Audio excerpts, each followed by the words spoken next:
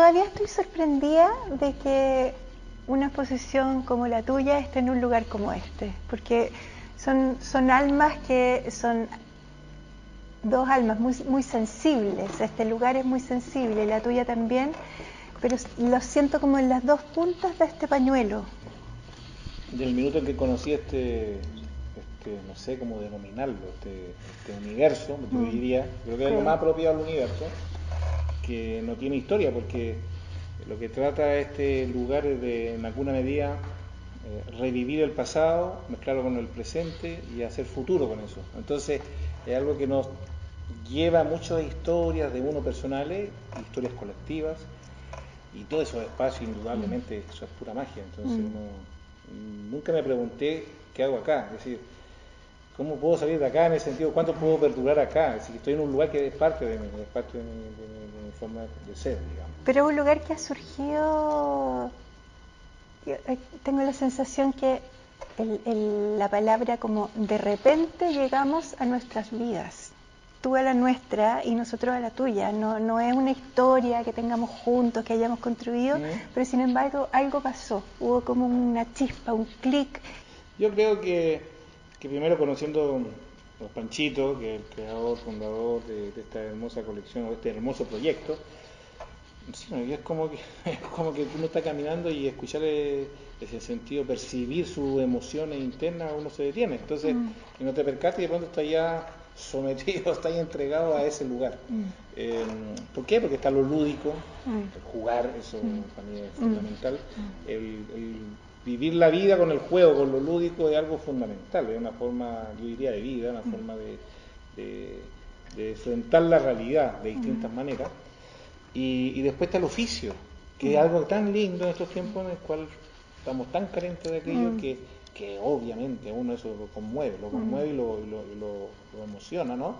Y ve la nobleza en los materiales, en los procesos, en el tiempo también. De pronto un secado de una madera requiere un tiempo X. Los tiempos de la madera. Claro, y a veces uno está apurado porque pasa algo en la televisión o pasa algo en esos soportes. Entonces yo creo que es muy importante espacios como este. Nosotros siempre hablamos de un espacio de emoción porque la emoción la vemos como algo que te mueve, ¿no es cierto? Que es la ontología de la palabra, que tú estás en un lugar y entras a un espacio como este, como el museo, y te trasladas a tu infancia, te trasladas a... Todas las personas que entran acá dicen, oh, mi papá, oh, yo vi esto, yo me siento, oh, todo esto es parte de mi historia. Entonces, en ese sentido quiero saber por qué la necesidad de jugar se instaló aquí, tu necesidad de jugar. ¿Qué es lo que es esta exposición? Es que ya hiciste la introducción precisa, de hecho lo grafica de la mejor manera que yo. Y creo que la necesidad de jugar, lo lindo que tiene este proyecto en particular, que tiene que ver con las emociones de todos nosotros. Tiene que, finalmente, a pesar de ser una expresión muy íntima, muy pequeñita, muy particularmente pequeña para las últimas exposiciones que he desarrollado, internamente es muy amplia, es muy espacial porque tiene que ver con las emociones. Y las emociones finalmente no se pueden como, y la memoria, ¿no? Y no se pueden como, digamos así, traspasar en un solo objeto, en una sola exposición. Entonces, es esa necesidad permanente de hablar de esa niño, de esa ingenuidad, de ese sueño, y cómo yo he crecido con eso, y cómo yo he convivido con eso. Y además es una obra que va mucho más allá, porque cuando yo la empecé a crear en el sentido del mundo del arte, porque antes yo me hacía mi juguete porque necesitaba jugar. Hay una conexión, ¿cierto? Claro, necesitaba jugar, después como decía yo en Cuba, donde empecé a hacer estas creaciones, digamos, de juego, con los demás compañeros, era para el juego colectivo, el barquito y qué sé yo, o el autito. Y hubo un momento en que empezó a tomar una cosa como escultórica, sin darme cuenta, inconsciente.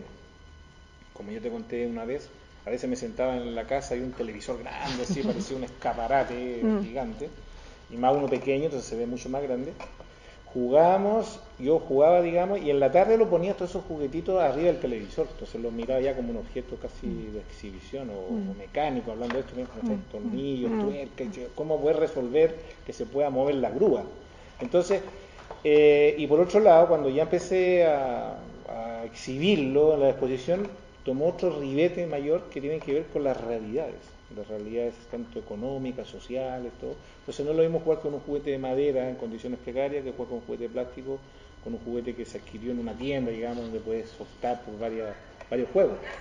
Entonces en ese sentido eso era muy importante, tener esa relación entre los dos mundos, como el primer mundo versus tercer mundo en una sola pieza. Y ahí, eso nos lleva al lugar donde hicimos este montaje, que también es como disruptivo. Uno no, de alguna manera no entiende qué hace tu necesidad de jugar en un espacio como en el que decidimos hacer este montaje. Y eso nace de una conversación que tuvimos tú y yo, y de repente miramos el espacio y dijimos,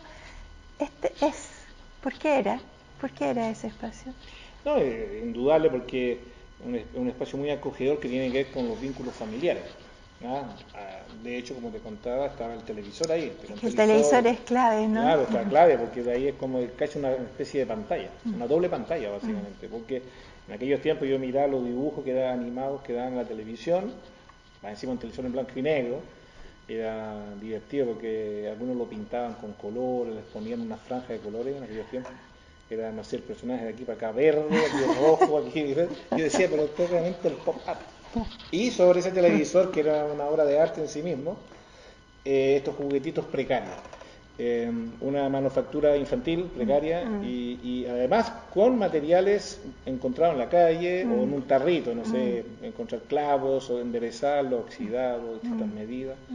Y el palo de escoba, también siempre cuento esa anécdota porque no había caladora, nada, entonces tenía un serrucho y cortaba los palos de escoba, entonces ella se iba haciendo chongo, digamos, se iba reduciendo y claro, al final del caso terminaba barriendo con un pedacito pequeño y obviamente después mi madre me regaló ese pedacito de palo que quedaba, de palo de escoba.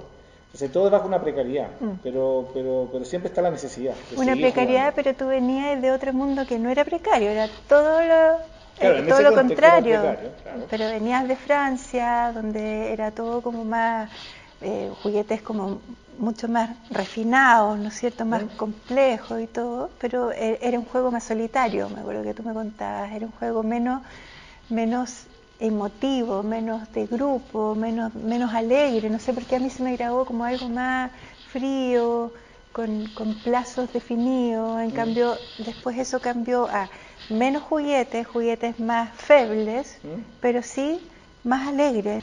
Yo con mi hermano, no sé, en Francia, jugábamos con el vecino, jugamos un ratito, pero después cada uno para su casa. Y cuando se iba jugando en su casa, más encima estaban como los nuevos juguetes, digamos, que son más solitarios, el trencito eléctrico. Yo me acuerdo cuando niño, también otro recuerdo que tengo muy marcado, antes de llegar a Cuba, los últimos 2 meses, había un vecino en casa de unos amigos franceses que tenía un tren eléctrico. Y era simple, era un círculo el tren eléctrico, pero pasaba por un túnel de plástico. Y yo te juro, me tiraba en el suelo y podía pasar 1 hora mirando cómo pasaba el tren por el túnel. Y algo tan simple, como esa cosa de la escala, de la dimensión, pero igual pasaba 1 hora solo, para hacer el cuento corto. En cambio en Cuba nunca pasaba solo, porque en Cuba no salía a correr con los amigos a la pelota, o sobre todo el clima incluso incidía en la forma de jugar. Claro. Está lloviendo, hoy juguemos a tal cosa, claro. Hoy hay sol, juguemos a tal cosa. Entonces ahí venía esta cosa de ir sofisticando a veces los juegos. Entonces uno empezaba a hacer o por ejemplo las carriolas, las chichanas, que es esta tabla con unos rodamientos que eran los autos, uno se empujaba y uno sentado con unas cuerdas, la chichana, que es una bulla impresionante. Y claro, obviamente, sin suspensión, sin nada, ni seguridad, ni nada. Entonces era como bien aventurero ese espacio. Y claro, entonces el vínculo con el juguete es un vínculo muy vivencial, digamos. Y estos juguetes que están en esta muestra hoy día, de alguna manera quiero que me cuentes cómo representan esos 3 mundos, porque después llegaste a Chile, ¿no es cierto? Y también venías de Chile, entonces hay como 3 hemisferios en el fondo que se materializan en ese objeto y en ese cuerpo de obra. Entonces, ¿dónde está Chile ahí? Chile está en la unión de esos 2 mundos. El pegamento. El pegamento, claro, justamente. Como necesitaba orear, así como el neopren, un rato, o el pegamento y de pronto necesitó la vida para que respirara, y no me di cuenta y al final, ¡pum!, aquí los pegué. Los pegué porque fue muy loco, porque yo no conocía el país, y cuando Chile me refiero, venía de Cuba y Francia, dos realidades muy opuestas en muchos sentidos, y en Cuba estaba esa como precariedad, digamos, en algún momento, esa necesidad de construir cosas, o necesidad de hacer cosas con cosas más precarias, y Francia, por otro lado, que ibas al súper a buscar un pan, y al mismo tiempo pasaba por delante un juguete de plástico, pasaba por delante una cantidad de artículos domésticos, de todo. Abundancia. Abundancia. Y en Chile era como intermedio, porque estaba por un lado la precariedad dentro de la ciudad y por otro lado la riqueza dentro de la ciudad. Entonces era como, Chile no es ni Francia, no es ni Cuba, es como una mezcla de ambos. Y yo estaba en ese periodo también en esa necesidad de buscar mi curso artístico, y decía, parece que soy malo porque llevo pintando 2000 años, capaz que lo sigue haciendo, ojo, no estoy diciendo que lo sea bueno, pero por lo menos sentí la necesidad de hacerme la pregunta normal, de decirme, ¿por qué estudiarte? Porque no me sale nada, ninguna pintura, ningún dibujo, ningún objeto, nada. Y ahí donde digo, ¿por qué entré a estudiar arte? Y mi madre, me acordé que me miraba como yo jugaba con sus palitos, con la escobita, con todos esos objetos, que después los ponía sobre el televisor, y además dibujaba mucho. Entonces en el fondo dibujaba como niño, así muy precario, qué sé yo, el caballo parecía gato, el gato parecía ardilla, pero igual la pasaba bien. Y trabajaba muchas veces temas bastante bélicos, porque venía un poco con la imagen de Chile, el trauma que tuve en aquel momento infantil, que no me pasó a mí, le pasó a muchas personas. Y me hice la pregunta, ¿por qué estudié? Y era porque, claro, porque jugaba. Entonces ahí dije, a lo mejor el Bellas Artes o la Escuela de Arte, que estuve también en Francia, me quitó esa libertad infantil, esa necesidad de jugar, de volver a ser niño. Y dije, de pronto, ¿sabes qué más? Voy a ser de nuevo un niño, pero con ciertos conocimientos. Claro. Y ahí empiezo a jugar nuevamente. Entonces, en Chile donde me hago la pregunta, visto esas dos realidades, y empiezo a fusionar entre algo precario con algo ya más occidental, más desarrollado, y hago como un engranaje entre estos dos mundos, el palito con el juguete de plástico o el juguete de metal. Y ahí está ese mundo, es una ciudad en un solo objeto, digamos así. Muchas gracias por la invitación.